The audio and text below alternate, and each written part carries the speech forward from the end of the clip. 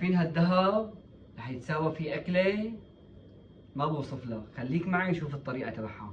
البلحات بعد ما غسلناهم عبينا عليهم مي وهلا صفينا المي على الاخير. شوفوا لي هون كيف سويناهم. قمنا منهم النواه وقمنا منهم الانزوعه اللي فوق.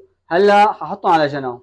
جبنا البلحات بدون النواه فردناهم بارضيه الصينيه، وجبنا اللحمات حطينا الموزات، وهي الصينيه اللي مدلله شغل عمك انور حنحط عليه عرقين روزماري اللي هن اكليل الجبل.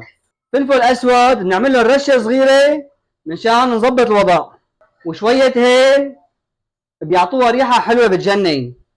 وجبنا ملح بنرش عليها رشه ملح يا ويلي.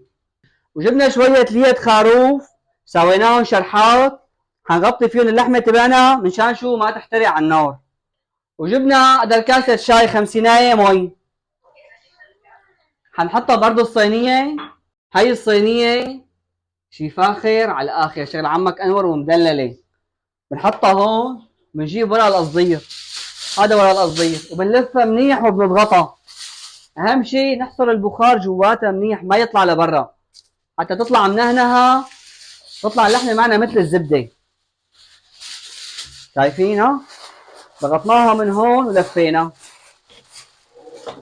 وهي الصينيه بعد ما قفلناها منيح شو حنساوي؟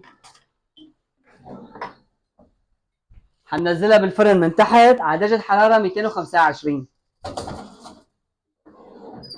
قوينا الفرن على الاخير وحميناه منيح وفوتنا اللحمات. حنعير لها 3 ساعات.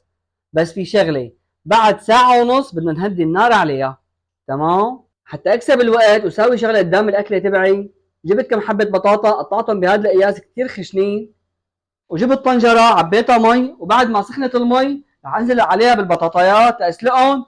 حتاخذ مده السلق بعد غليان المي 5 دقائق حتى اسحب منها الماده النشويه.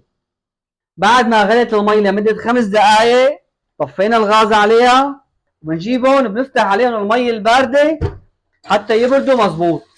بس بنحط المي على الجنب مو بالنص عشان ما يتمعوش البطاطايات. وبعد ما بردت المي وبردت البطاطا بنصفيها منيح من المي البارده. يا عيني بنجيب صينيه بنبلش نصفهم بالصينيه ونوزعهم. بنجيب عليهم زيت زيتون، بنشر عليهم شربة زيت زيتون، بنفوتهم على الفرن لحتى يتحمصوا. يا عيني هيك بتغرقهم بزيت الزيتون وبتقلبهم شوي شوي.